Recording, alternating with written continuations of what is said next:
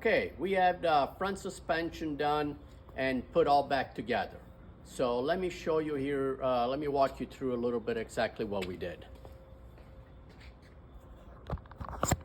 So as I mentioned before, we powder coated the front subframe. So that's all nice and clean.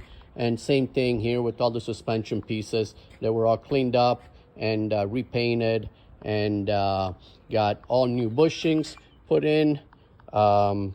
We followed all the instructions on how what goes in what corner, and we pressed the springs back in there, which was a little bit of a challenge, and greased everything. There was a couple grease fittings that were actually plugged up and grease wasn't flowing through, so we took that apart and make sure that they were all clean and grease gets wherever it needs to be.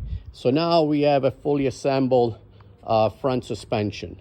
I do have different set of shocks. I actually have 3 different set of shocks that I'll figure out which ones work best, and then I'll install the shocks once that point comes. But anyway, so this part of the project is now complete. We have the front chassis with the suspension all rebuilt. So the next thing we're going to be working on is the brakes, rebuilding the brakes.